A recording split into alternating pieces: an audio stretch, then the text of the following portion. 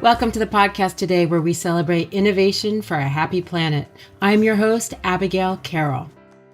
We've talked quite a bit about renewable energy on this podcast, and we've also looked at old technologies that are coming back, often with a modern twist. Our guest today is starting a business that checks both of those boxes. His name is Keeney-Ritchie, and his company, Aloft, aims to reduce ocean transportation carbon emissions by installing automated fiberglass sails on ships and ferries to take some of the burden off the engine and reduce fuel consumption. Thanks to an event organized by Seahead, I have personally seen their demo-size sail, and I must say it does capture the imagination. But let's hear it from Miles. Welcome to the podcast, Miles. We're so happy to have you here. Yeah, thank you for having me. It's very exciting what you're doing, and it comes as a big surprise in many respects because you're really, what's old is new again at Aloft. So tell me what you guys do. Absolutely. Well, as I'm sure you are aware and maybe have talked about already on the podcast, there is a huge amount, an almost inconceivably large amount of energy in the wind that's out on our oceans.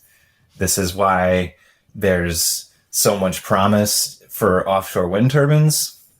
And our mission at Aloft is to take the energy that is in that wind and make it useful again for every commercial vessel. So we're an early stage robotics startup. And the way that we're doing that is by transplanting robotics technology that's been developed in other industries and adapting them to be useful in the modern maritime ecosystem. Specifically, we're making autonomous sails that are packaged in a modular way so that we can install them onto almost any vessel. And when the wind conditions are appropriate, they'll automatically fold up and help push the vessel forward. And then if for whatever reason the crew needs them to not be there or the wind conditions deteriorate, they'll put themselves away, and all without any intervention from the crew. Wow. All right. So I just want to recap and try to create an image for the listeners. So we're talking about potentially a ferry or a tanker ship crossing the Atlantic, and you are creating robotic sails. Is that how you would describe it? Yeah. They don't look like robots, but all of the insides are very similar to any other robotics or automation system. Yeah. So it's very clear that if we're going to make wind useful for modern vessels, it's not going to be large canvas sails and people running up and down rigging. That's just not how the modern maritime industry works. And so we have to automate it. So yeah, imagine a massive airplane wing that's stood up vertically. And instead of lifting the plane off the ground, it helps push the ship forward. It's kind of crazy and uncanny to think that we're going full circle. Here we have these big, huge tankers. They are consuming gas. We're trying to convert this for many reasons or reduce our reliance on fossil fuels. And we're looking towards sail technology. So why embrace sail technology? Why is this better than some of the other technologies available? And what are the other technologies available? Well, we like to think of, we had this long, rich history of using the energy in the wind and using sails for thousands of years. And then we got distracted by fossil fuels for 150. And now we're going to come back. Now that technology in automation and weather prediction and materials have come to the point where we can make that fit into the modern way that ships operate. To your question about what other fuels or options there are, wind is fascinating because it's extremely versatile and it complements pretty much every other method of propulsion that people are talking about.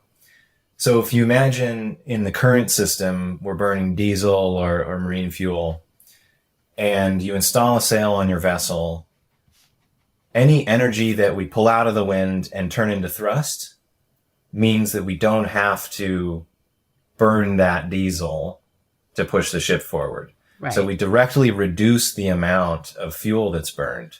Right. Because your goal is reduction, not replacement.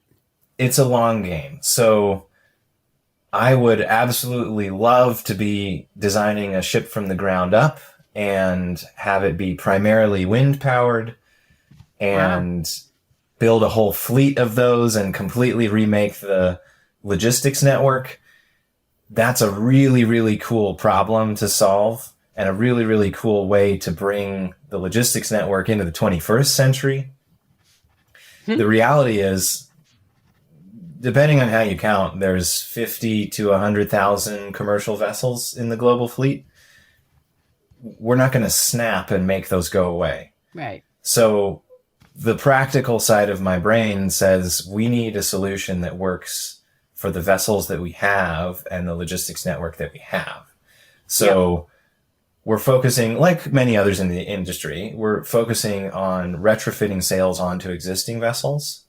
And, you know, in that scenario, that corner of the sandbox, it does mean reducing as opposed to completely eliminating. Right.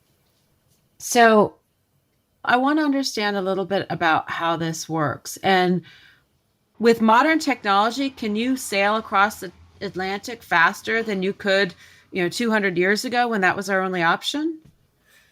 The unsatisfying answer is it all depends on your vessel and how you have installed the sails, essentially how many sails you have. A slightly better answer is because we have modern weather prediction where we can predict very accurately 2 to 3 days out and reasonably accurately up to 10 days out, we can actually route the vessels to find good wind. So we can Goldilocks it and find a route where there's enough wind, but not too much. And in any kind of retrofit scenario, you will be using the engine for propulsion. So we call it motor sailing. And the whole idea is to maximize the amount of energy that we can get from the sails so that we can minimize the amount of energy that the engine has to provide. And we've done some modeling for transatlantic routes. And when you're in this scenario of motor sailing, it's actually quite consistent in terms of your transit time. There is some seasonal variation because there's seasonal variation in the wind, but over the course of an entire year, the transit time is only 15 to 25% longer, which is within the realm that a company can make up with their fleet and adjusts the cargo so that it all arrives when it needs to. Yep. And so, but there's savings. I mean, not just carbon emissions, although they might be able to get credit for that, carbon credits, but you're going 15 or 20% slower, but how is that affecting your fossil fuel consumption? So the more sails you put on the vessel, the more energy you get out of them, the more thrust you get. And there's an upper limit. So below around 20 to 30% of the propulsion you need, the sails don't really affect the performance of the vessel. And above that number, then the sails start being dominant in some scenarios where you have a lot of wind. And in those cases, you really have to switch your mindset to sailing a vessel as opposed to motoring a vessel. So given where the industry is now, most, us included, but most companies working in this space are staying below that number where it's significant fuel savings. If you ask a vessel owner what it would mean to save 20% in their fuel costs, that's a huge number. Of course. And that allows us to remain in a regime where they don't have to completely relearn how to operate their vessels. They can still motor them as normal. It's not going to completely solve the maritime piece of climate change, but it's a massive, massive chunk out of the emissions. Wow. So just so I understand, the motor is running when the sails are up, or you actually turn the motor off? So in the vast majority of cases, the motor will be running all the time. And similar to hybrid cars, you can either use the sails to provide additional thrust and go faster, or you can back off the engine when you have the sails up and maintain the speed. We talk primarily about the second case because the water resistance goes up really steeply with speed on vessels. It doesn't really make a lot of sense to go faster. It takes a huge amount of energy to go a little bit faster. And so it's much more economically beneficial in most cases to back off your engine. Right. Use less fuel, take those savings and still, arrive at the same time at your destination. Yeah.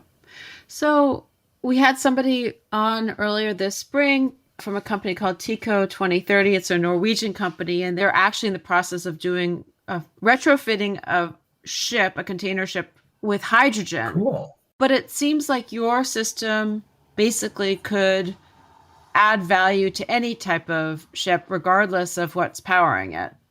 Absolutely. That's the cool thing about wind. So you have to buy the asset, the sail, but the actual energy is free. The fuel is free. Yeah. And so when you pair wind with every other technology, it has a lot of mutual benefit. So, for example, two of the leading alternative fuels are ammonia and methanol.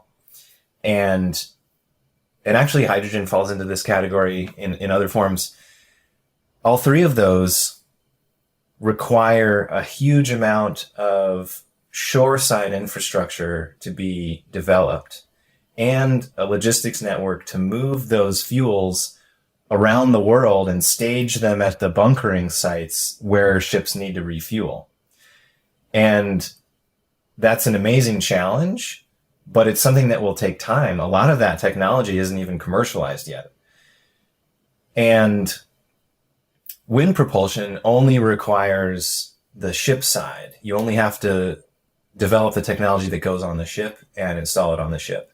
So in the short term, wind propulsion can mitigate the emissions and costs of running standard marine fuels before we get the whole methanol, ammonia, hydrogen networks built out. In the long term, methanol and ammonia especially are less energy dense than the long chain hydrocarbons that we use now. And so ship designers are having to make this trade-off where they either reduce the amount of cargo they can carry and still maintain the range of the vessel, or reduce the range and keep the same cargo. If you install sails on that vessel and have them work in concert with ammonia or methanol, then we suddenly extend the range back out to the existing vessel or even more. And then they also provide some redundancy because it's a separate propulsion system. So when we're talking about relatively, quote, unproven technology in the alternative fuels, we can provide an extra layer of safety with having sails on there to help. Yeah. So the design is a steel and aluminum internal structure and then a fiberglass skin. And the reasoning behind that is it's really an industrial piece of equipment. So it needs to be rugged and it needs to be able to handle all of the abuse that occurs out on the ocean. Yeah. So what is the best use case that you see right now for your solution? Wind can be adapted for the vast majority of vessels in the global fleet. The easiest or the most useful when it comes to wind are vessels that spend a lot of time in motion. Because this is essentially a little engine. It doesn't help you if you're sitting at anchor. Other aspects that make it easier to integrate wind are having some open deck space. If you happen to work in the spot trade, run at moderate speeds and have some discretion over the routes you can take. Because of that, most of the industry is really focused on these ultra large bulk carriers, which are great, but they're a tiny fraction of the global market and make a relatively small chunk of the emissions. So at Aloft, we've been focusing on smaller vessels. So vessels less than 25,000 deadweight tons. And these make up the majority of the fleet and are significantly more pollutive when you normalize it by the cargo that they carry. Interesting. Yep. It's a pretty broad category, though. So give us some examples. Well, so this is everything from small general cargo vessels that you see in the coastal trade in Europe to articulated tug barges, which we have in the coastal trade here in the US, even to platform supply vessels that make short voyages. A great example is the offshore wind construction boom that's happening off the east coast of the US right now. There are thousands of trips that will be required with these small kind of pickup trucks of the ocean that will take components and people and food and a bunch of other duties, from a staging port out to the construction site. And the great part about that is that these construction sites are built in windy places because they're for a wind farm. Yeah. And so these routes are already ideal for wind propulsion. But in the example of these platform supply vessels, they have a big flat deck on the back that is reconfigured for every charter that they get. And they tend to work on relatively short charters. And so it doesn't make sense for them to install a massive permanent sail like the ones that are going on the big bulk carriers. They need something that they can reconfigure to match whatever their next job is. So that's where the modularity of Aloft sails comes in. We can take our basic sail technology and scale it to match the size of the vessel. We can package it on a skid or package it even in a shipping container to make it extremely easy to load on and load off when a ship is mobilizing for a charter. And then we can even build a permanent foundation on a vessel if that makes sense for that vessel too. So it makes it really easy to configure. I'm interested to know, how is the market responding to this? It seems so retro to be fixing sails on your boat, but yours are empowered by robotics and high tech. Are people in the States or in Europe, are they game? Well, it's interesting that you bring up the US and Europe. There's distinctly different mindsets. In Europe, the conversation immediately moves past is this a good idea? And into how can we make it work? Yeah. And so there's a lot more openness in Europe just from the start. Yeah. We've spent a lot of time in the US, partly because the US is kind of neglected by a lot of the maritime world because of our idiosyncrasies, which means that it doesn't get to take a lot of the benefits from pushing technology forward.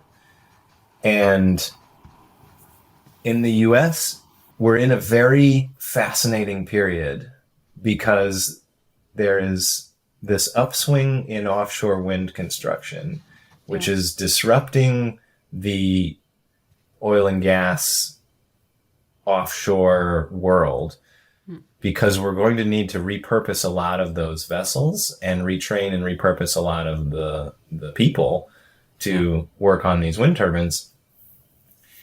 And so there's a weird and beneficial kind of openness to new ideas.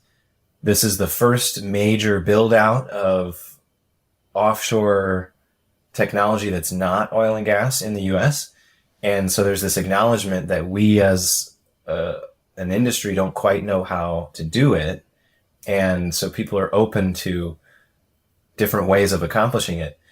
The other thing is that a lot of the actual project developers, the companies building the wind turbines or building the installations, are eventually up the chain owned by European companies. And so that European mindset of being tuned into ESG and reporting your emissions and that sort of thing is starting to trickle down and pressure even the vessel operators.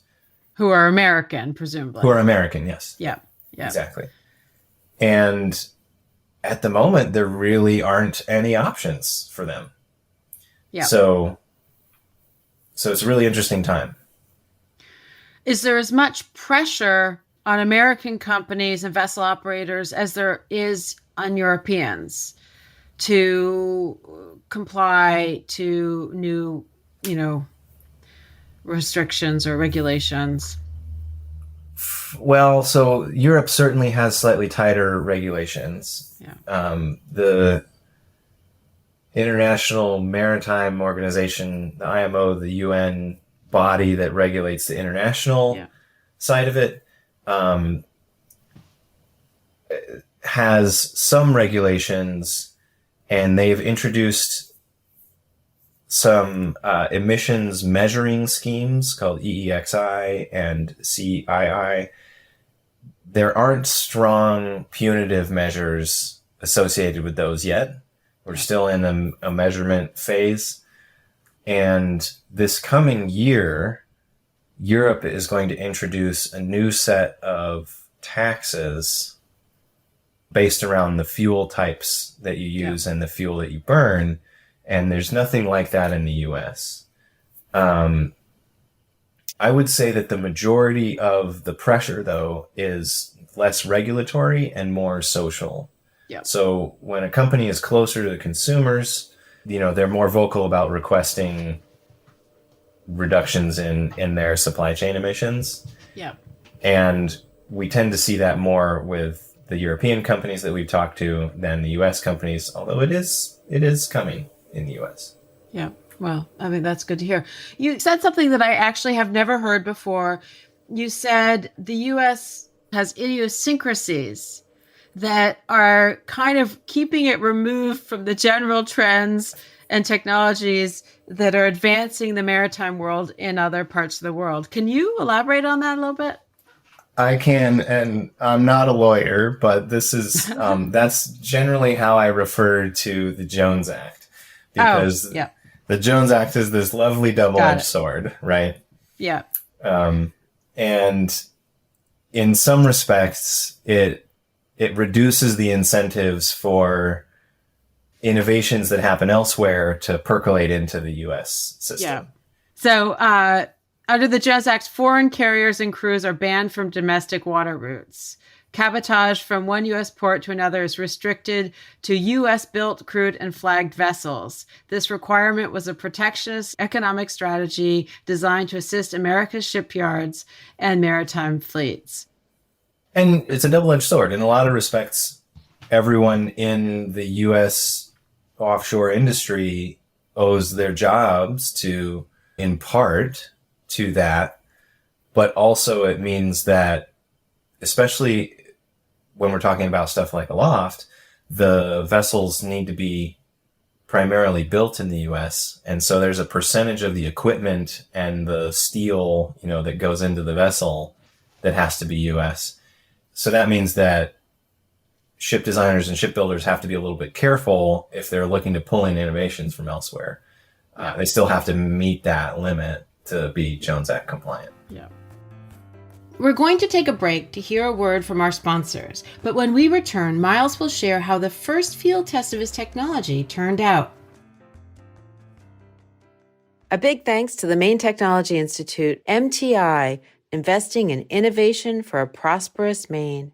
MTI is Maine's unique public-private partnership whose core mission is to diversify and grow Maine's economy by accelerating innovation in the state's targeted technology sectors.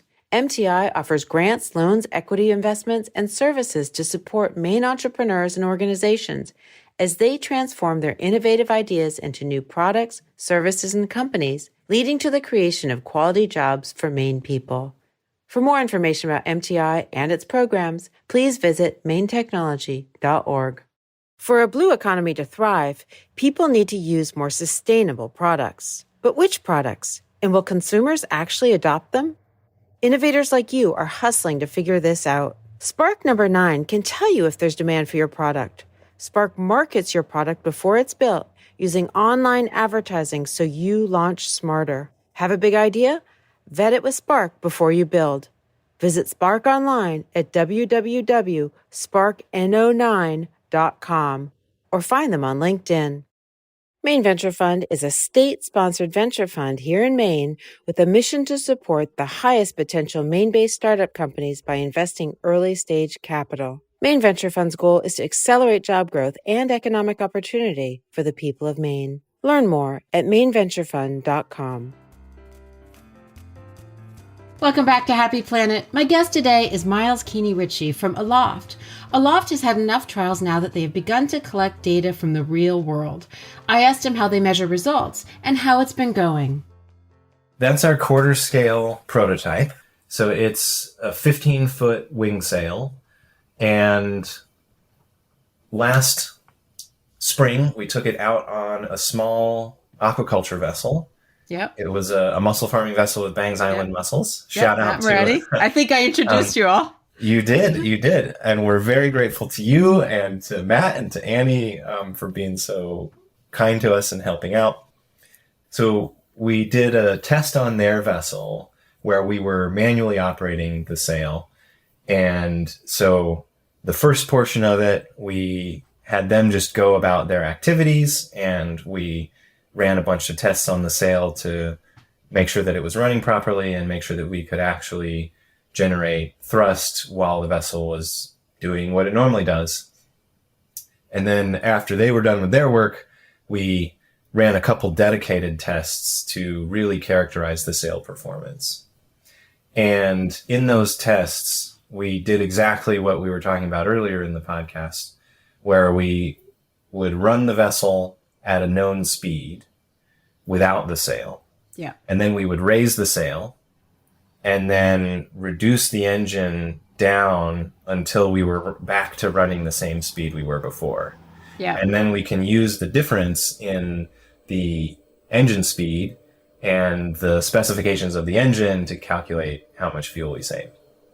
And we did a couple of different runs in a couple of different directions to make sure we weren't seeing the effects of the current or other what have you. And we were really pleasantly surprised that our little demonstrator sail provided 4% fuel savings in those conditions on that vessel. And that's not to say that you'll always get 4%, but absolutely nothing in the system was optimized. The sail is a little small for that vessel. It was our first pass at the technology. So there's still a huge amount of overhead for us to optimize. And I was just really excited by that number. And relieved. And relieved, yeah. I was not really expecting to see much measurable impact at all, given the size of the sail and the vessel, etc. Oh, that just must have been a great moment for you. A huge feather in your cap. So what's next? How are you funding this? Like, how do you keep this going while you figure out all the sort of the product?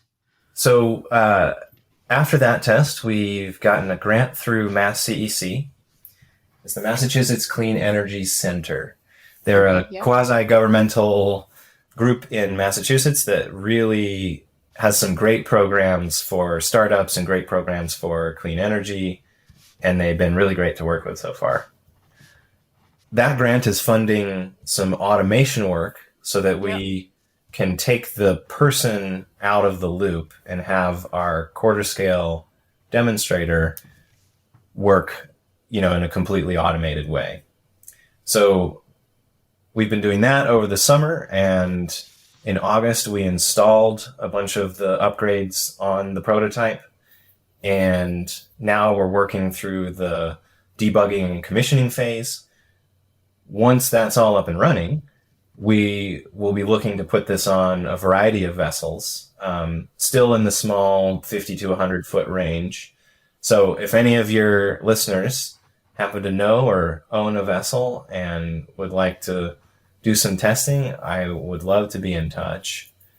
Beyond that, the next phase is scaling this up to a full-scale pilot unit, one that will actually make a noticeable impact on a vessel the size of our target vessel and be a first pass at real production grade hardware and the real production grade control systems with all the safety and redundancy that we expect, so that we can get approval in principle from class and actually run longer scale testing to prove that this works in the long term. Interesting. So just kind of out of curiosity, in Portland this year, we had David Geffen's 400-foot long private yacht parked out in the harbor for a long time. Whenever we get these big yachts, the Portland Press Herald announces, whose yacht it is. And they sit there and everybody is sort of in awe and also hates, sort of despising this big vessel. Could you fit one of these huge yachts and help someone like David Geffen save money on fuel? I feel like these very wealthy people are sometimes leaders in green thinking. And if you could outfit a few yachts like that, it might just be good proof of concept and frankly, PR. Yeah. If you know, David, I don't know David. I'd love an intro. Absolutely. So the cool thing about the rigid wing is that it's pretty straightforward to adapt to any kind of vessel.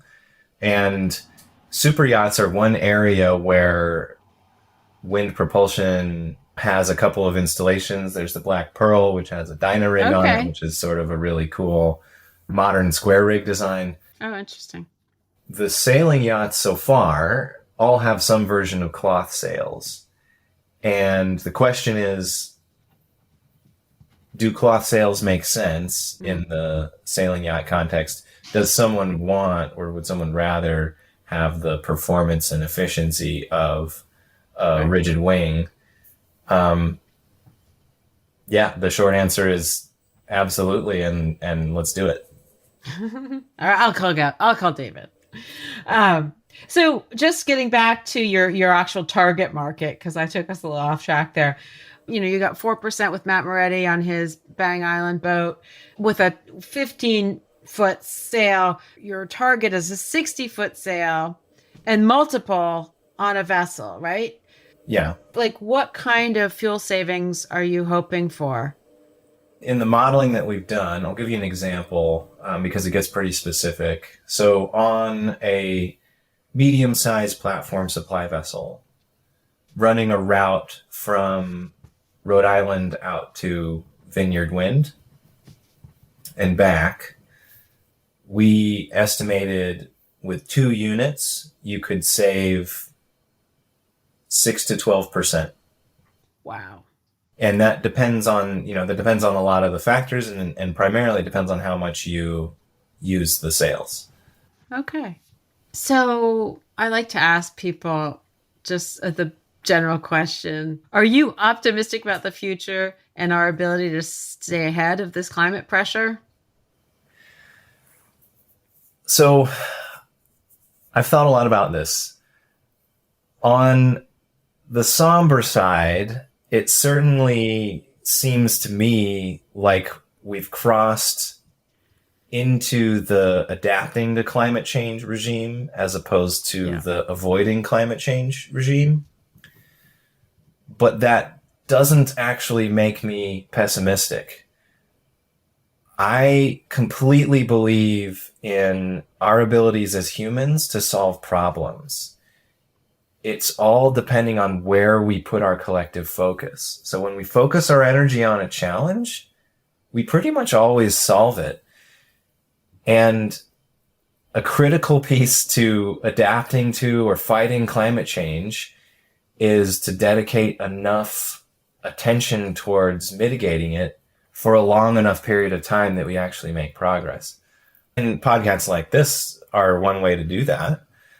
I do think that it's important to move from talking into action. For sure. I feel like we've been talking for decades, and now the problems that we're starting to see in the climate are becoming acute enough that we need to move into action. And in some respects, it matters less what action, because we can always change. And maybe that's the entrepreneurial mindset, but I think that sometimes we get bogged down in trying to find the right approach, and that it's faster if we go boldly in a direction and then change if we need to.